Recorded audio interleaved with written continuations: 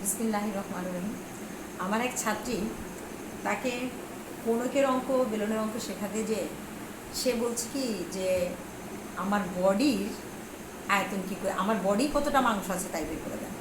তো এটা একটা কেমন প্রশ্ন হলো। যাই হোক, আমি তা একটু চেষ্টা করছি, দেখি কী করা যায়। তো আসো আমরা দেখি।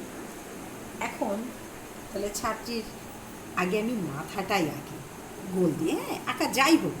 এরপরে আমি এখানে একটু আচ্ছা এভাবে দিলেও হয়, এটা একটা আমার ছাত্রী হয়ে যায়, তা না ওরকম না দিয়ে আমরা অন্যভাবে আসি। এটা হচ্ছে মাথাটা দিলাম, দিয়ে এবারে তার গলাটা আমরা এইভাবে আঁকি, আর এখানে একটা বডি দিয়ে দিই। আঁকাটা যদিও সুন্দর হবে না, তবুও একটা আমি আন্দাজ করে তাকে একটা জাস্ট ফাঁকি ঝুঁকি দেওয়ার চেষ্টা করতেছি। এই হচ্ছে তার মাথা, এই হচ্ছে তার গলা, এই হচ্ছে তার বডি।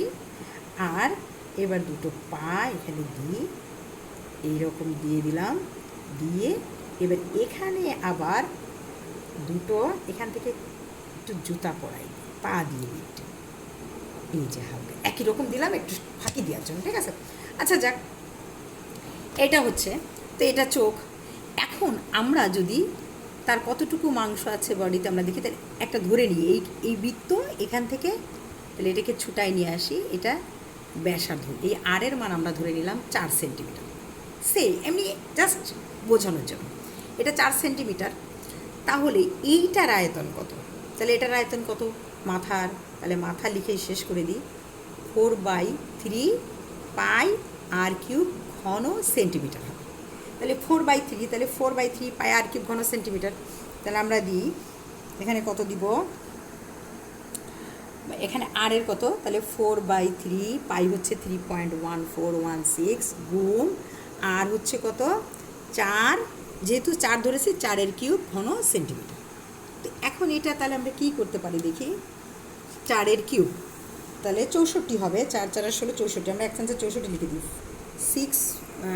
64 ইন্টু এখানে কত 4, তারপরে দিই ইন্টু এটা নিতে হবে এখানে ক্যালকুলেটারে, আর হচ্ছে কত 3.1416 এটা দিলাম, দিয়ে আমি দিয়ে ভাগ দিব কত, ভাগ হচ্ছে 3, তাহলে যেটা আসে এটা হচ্ছে কত 268.083 এত ঘন সেন্টিমিটার। তার মাথার আয়তন বের করে ফেললাম।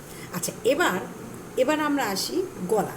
তাহলে গলাটাকে আমরা একটু খুলে নিয়ে আসি, দেখি গলাটাকে আমরা একটা যদি কোনোকের সাথে তুলনা করি, তাহলে এর ব্যাসার্ধ আবার আমি ধরে নিলাম 2 সেন্টিমিটার, ঠিক আছে। তাহলে 2 সেন্টিমিটার, তাহলে এর উচ্চতা আমি গলাটার উচ্চতা ধরি, এটাও 2 সেন্টিমিটার ধরে নিই একটু সহজ বোঝানোর জন্য। তাহলে এখানে আমার কত হচ্ছে, তাহলে এইটার আয়তন 1/3 পাই আর স্কোয়ার এইচ, এটা হচ্ছে গলার আয়তন। তাহলে গলার আয়তন হচ্ছে 1/3 পাই হচ্ছে 3.1416 গুণ, আর এখানে আবার আর ধরেছি 2 স্কোয়ার ইন্টু এইচও 2, ঠিক আছে। তাহলে এখানে কত হচ্ছে 2 দুগুণি 4, 4 দুগুণি 8, তাহলে আমরা গুণ করি 8 গুণ 3.1416, এটা যা দিব, তারপরে ভাগ কত 1/3, তাহলে ভাগ কি দিয়েছি, ভাগ